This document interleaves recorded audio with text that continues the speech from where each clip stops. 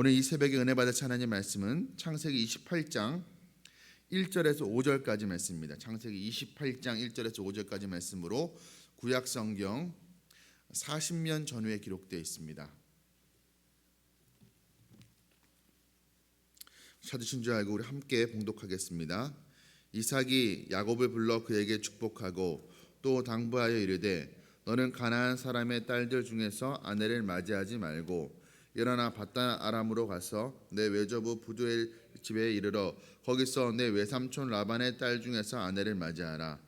전능하신 하나님이 내게 복을 주시어 내게 생육하고 번성하게 하여 내가 여러 족속을 이루게 하시고 아브라함에게 허락하신 복을 내게 주시되 너와 함께 내 자손에게도 주사 하나님이 아브라함에게 주신 땅 곧 내가 거류하는 땅을 내가 차지하게 하시기를 원하노라.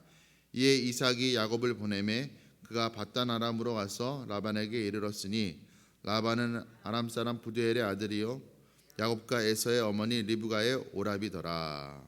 아멘. 오늘 이 본문의 말씀을 가지고 원치 않은 일을 수용하는 믿음이라는 제목으로 말씀 함께 나누고자 합니다. 우리가 지난 주간에 특세 기간에 창세기 말씀을 우리가 건너뛰었죠. 오늘 다시 우리가 오랜만에 창세기 말씀으로 돌아왔습니다. 그리고 오늘 읽은 본문의 말씀 28장의 말씀 이전에 27장에 우리가 잘 아는 이야기가 기록되어 있습니다. 야곱에게는 두 아들이 있었습니다. 쌍둥이 두 아들, 형 에서와 동생 야곱이 있었죠. 그런데 성경을 보면 하나님께서 형 에서보다 동생 야곱을 더 사랑하셨고 그에게 장자의 축복을 주시기를 원하셨다는 내용이 기록되어 있습니다. 리브가가 이 쌍둥이를 임신했을 때 뱃속에서 태속에서 두 아이가 싸우는 것을 보고 어찌합니까? 라고 하니까 하나님께서 뭐라고 말씀하시냐면 큰 자가 어린 자를 섬기리라 이렇게 말씀하셨습니다. 그러니까 형 에서가 오히려 동생 야곱을 섬기게 될 것이라고 야곱이 형보다 장자의 축복권을 받게 될 것이라는 것을 미리 태속에서부터 하나님께서 말씀을 하셨습니다. 그런데 아버지 이삭은 하나님의 뜻을 어기고 자신의 인간적인 생각을 버리지 않았습니다. 그 당시에 오늘날도 마찬가지지만 장자의 축복권 당연히 장자가 받아야 되는 것입니다. 오늘날에도 부모의 재산이 많은 경우에 그 재산을 자녀들이 상속받을 때 장자 큰 아들에게 우선권을 두는 것 때문에 가족 간에 불화가 일어나고 심지어 재산이 많은 경우에는 그 재산을 놓고 법정에까지 가는 그런 일들이 일어나지 않습니까? 그러나 어찌됐건 우선권이 장자에게 큰 아들에게 있는 것이 사실입니다. 그런데 이 이삭은 그 에서 큰 아들 첫정이 이제 있다고 하죠. 인정하지만 그 어떻게 보면 그 에서에 대한 애정이 너무나 각별했습니다. 그 정도가 너무 심했습니다. 그래서 하나님께서 말씀해 주셨는데도 불구하고 그는 이제 나이가 많아서 이제 자신이 죽을 날이 이제 얼마 남지 않았다는 것을 감지하고 난 이후에 하나님의 뜻을 어기고 에서에게 장자의 축복권을 주려고 했습니다. 그래서 에서를 불러서 자신이 좋아하는 음식 즐기는 그 별미를 가져오면 내가 마음껏 너에게 축복을 해주겠다 그렇게 말하게 됩니다. 그런데 이 사실을 어머니 리브가가 알게 되죠. 어머니는 태속에 있을 때 두 아들이 태속에 있을 때 하나님이 말씀하신 것을 기억하고 있었습니다. 그리고 또 한편으로는 어머니 리브가는 형 에서가 아니라 동생 야곱을 좀 편애하는 마음이 있었습니다. 그래서 리브가가 이 동생 둘째 아들 야곱과 짜고 하나님의 그 축복기도 그 장자의 축복권을 뺏어내기 위한 그 계략을 꾸미게 됩니다. 그래서 야곱 불러다가 엄마가 시키는 대로 해 하면서 형인 척 위장을 하게 되는 것이죠. 염소 가죽. 형 에서는 몸에 털이 많았습니다. 그래서 그 피부가 매끈한 야곱이 형인 척하고 들어갔을 때 그 아버지에게 축복은커녕 저주를 받을까 두려워하니까 어머니가 그 야곱의 몸에 염소 가죽을 두르게 합니다. 그리고 어머니가 만들어준 새끼 염소 그 고기를 가져다가 능청스럽게 이제 들어가서 야곱이 아버지를 속입니다. 아버지, 당신의 아들 에서가 왔습니다. 이 맛있는 고기를 드시고 저를 축복해 주세요. 이렇게 얘기를 합니다. 이삭이 그때 눈이 어두웠습니다. 그래서 이게 에서인지 야곱인지 잘 분별을 못하는데 어떻게 이렇게 빨리 사냥을 나갔다가 들어오느냐 하니까 야곱이 능청스럽게 하나님께 도와주셔서 순조롭게 빨리 사냥할 수 있었다 이렇게 거짓말을 합니다. 그래도 이삭이 뭔가 의심스러우니까 한번 가까이 와라, 내가 한번 만져봐야 되겠다 하죠.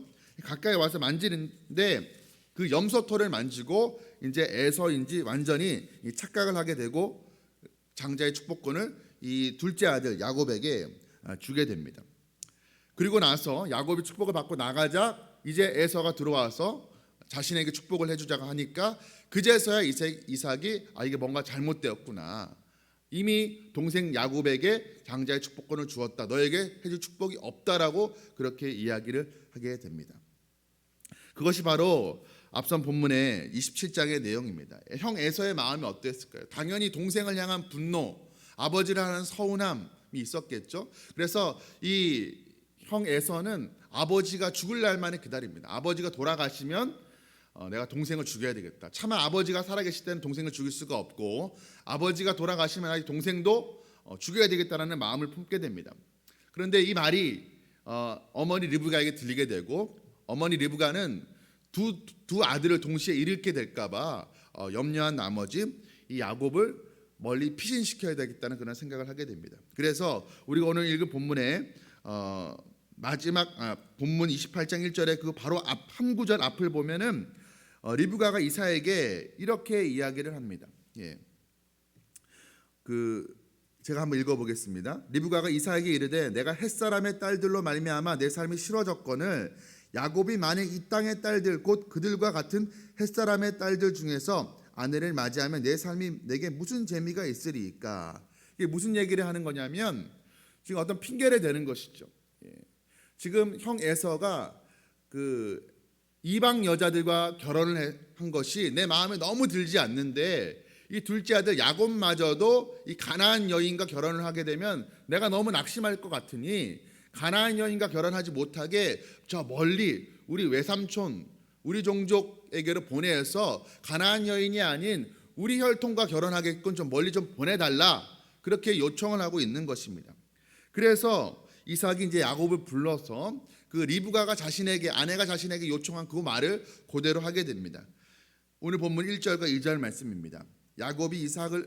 이삭이 야곱을 불러 그에게 축복하고 또 당부하여 이르되 너는 가나안 사람의 딸들 중에서 아내를 맞이하지 말고 일어나 밧단 아람으로 가서 내 외조부 부두엘의 집에 이르러 거기서 내 외삼촌 라반의 딸들 중에서 아내를 맞이하라.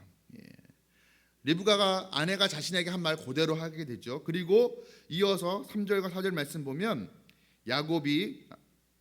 이삭이 야곱을 축복하는 말씀이 기록되어 있습니다. 전능하신 하나님이 내게 복을 주시어 내가 생육하고 번성하게 하여 내가 여러 족속을 이루게 하시고 아브라함에게 허락하신 복을 내게 주시되 너와 함께 내 자손에게도 하나님이 아브라함에게 주신 땅 곧 내가 거류하는 땅을 내가 차지하게 하시기를 원하노라. 축복 기도를 하고 있습니다. 그런데 여러분 한번 생각해 보십시오. 지금 이삭이 어떤 상황이죠? 믿었던 아내와 하나뿐인 아내, 사랑하는 아내, 그리고 사랑하는 그 둘째 아들의 지금 둘이 짜고 아버지를, 나이가 많아 눈이 어두워진 아버지를 속이고 장자의 축복권을 지금 빼앗아낸 그런 상황입니다. 지금 아내가 요청하는 대로 순순히 지금 그 말을 들어줄 상황이 아닙니다.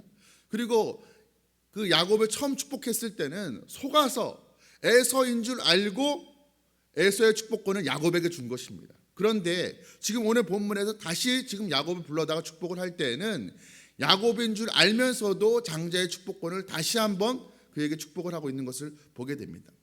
어찌된 영문일까요? 어떻게 이삭은 속도 없는 것일까요? 왜 이렇게 속은 줄 알았지만 뒤늦게라 그 일을 수습하지 않고 취소하지 않고 너희가 속여서 뺏어낸 것이잖아, 이거 무효화하지 않고 왜 그대로 동생에게 형의 축복권을 허락해 줬을까요? 우리 같으면 축복이 아니라 저주를 내려야 될 것 같은데 저주가 아니라 다시 한번 축복을 내리면서 오늘 본문에 읽은 말씀을 보면 3절과 4절 말씀 보면은 억지로 하는 듯한 그런 축복의 내용이 아닙니다. 정말 마음을 담아서 진심으로 그 둘째 아들에게 장자의 축복권을 하고 있는 모습을 보게 됩니다. 그렇다면 우리가 한 가지 질문을 던질 수가 있죠. 왜 그러면 이 이삭은 자신을 속인 야곱을 진심으로 다시 축복해 주었던 것일까요? 이 이삭이 자신이 속은 사건을 통해서 깨닫게 된 것이 있습니다. 사실 이삭은 두 아이를 가졌을 때 하나님께서 이 에서가 아니라 둘째인 야곱을 통해서 아브라함의 복이 이어지게 될 것이다. 그 아브라함의 복을 이어받을 그 아들이 될 것이라는 이야기를 들었습니다. 그럼에도 불구하고 자신의 생각에 그래도 축복은 장자가 받아야 된다는 자신의 그 인간적인 생각을 포기하지 못하고 그대로 그것을 밀어붙이려고 하다가 아내와 그 야곱의 계략에 속아서 지금 어쩔 수 없이 하나님의 뜻대로 야곱에게 형의 그 장자권을 허락해 준 그런 상황입니다. 그런데 이 일을 통해서 야곱이 깨닫게 된 것이 있습니다. 내가 내 인간적인 생각으로 하나님의 뜻과 내 뜻이 다를 때 내 뜻을 고집해서 이 장자 에서에게 축복을 내려주고 아브라함의 우리 조상의 그 믿음의 세대 계승을 이뤄가려고 했는데 내 뜻대로 안 되는구나. 하나님이 막으신 거구나. 내가 눈이 어두워 속은 게 아니라 하나님께서 어떻게 보면 속게 하신 거구나. 하나님의 뜻을 이루기 위한 방법이었구나라는 사실을 그가 깨닫게 된 것이었습니다. 만약에 이삭이 아내와 아들이 나를 둘이서 짜고 나를 속였다, 거기에만 초점을 맞췄다라면 아마 이삭의 가정은 풍비박산이 났을 것입니다. 그러나 이삭은 이 사건을 통해서 하나님의 뜻을 수용하게 되었습니다. 내가 무시당했어, 아내와 아들이 날 짜고 속였어, 이런 생각이 들었다면은 다시 축복할 수가 없었겠죠. 진심으로 다시 한번 이렇게 축복할 수가 없었을 것입니다. 그러나 이 일을 통해서 이삭은 그 두 아이를 가졌을 때 하나님 하셨던 그 말씀을 떠올렸고 그 하나님의 말씀에 좀 늦은 감이 있지만 순종하기로 결단을 한 것이었습니다. 이 사건을 유명한 성서학자 아서 핑크는 이렇게 이야기합니다. 이때가 이삭의 육신적인 자아가 깨어지고 하나님의 뜻을 수용하는 충격적인 각성의 순간이었다라고 이야기합니다. 지금까지 내 육신적인 자아, 내 뜻대로 살아왔는데 그것이 산산이 조각나고 깨어지고 하나님의 뜻을 수용하는, 받아들이는, 다시 깨어나는 각성의 순간이었다라고 그렇게 묘사하고 있습니다. 여러분, 우리도 이럴 때가 있죠. 내가 열심히 일하고 내가 바라는 바가 있어서 열심히 최선을 다했습니다. 그런데 주어지는 결과가 내가 원했던 결과가 아닌 경우가 있습니다. 그런데 이런 상황, 지금 이삭이 맞이한 것 같은 이런 상황 가운데 우리가 취해야 될 행동은 무엇입니까? 내가 최선을 다했는데 내가 원치 않는 결과가 내게 주어졌어. 그렇다면 이것은 분명 하나님의 필히, 분명히 하나님의 계획이 있을 거야, 하나님의 다른 뜻이 있을 거야 라고 받아들이는 것, 이것이 바로 믿음입니다.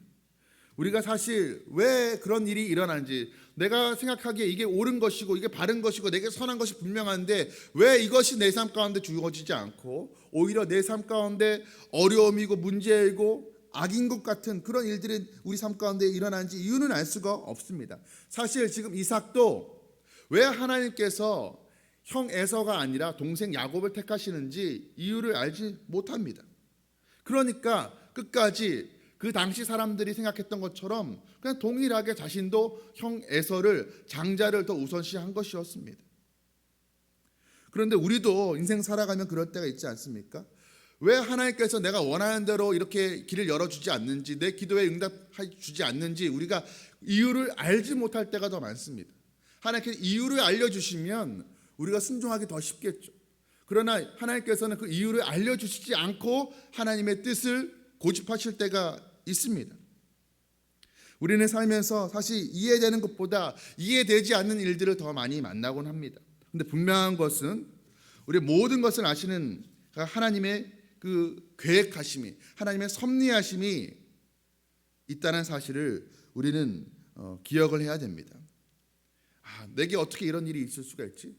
내가 나름대로 신앙생활 열심히 한다고 하고 내가 나름대로도 최선을 다하고 성실하고 정직하게 살아왔는데 왜 이런 일이 나에게 일어나는 것이지? 이렇게 우리가 생각한다면 이삭처럼 자신과 하나님의 뜻이 다를 때 조금 늦은 감이 있지만 이삭처럼 하나님의 뜻을 수용할 수 없습니다. 성경은 분명히 우리에게 이렇게 말하고 있습니다. 잠언 16장 9절 말씀입니다. 사람이 마음으로 자기의 길을 계획할지라도 그의 걸음을 인도하시는 이는 여호와시라. 그렇습니다. 우리가 계획 세우는 것 자체는 나쁜 일이 아닙니다. 그런데 인생을 살아가다 보면 5년 뒤, 10년 뒤 우리가 계획하며 살아가는데 우리가 계획한 대로 과연 이루어지느냐는 것이죠. 우리가 계획은 세우지만 그 길을 이루시는 분은 하나님이십니다. 어떤 경우에는 내가 아무리 애를 써도 안 되는 일이 있습니다. 그럴 때는 어떻게 해야 될까요? 내가 바뀌어야 됩니다. 그 상황을 내가 받아들여야 됩니다.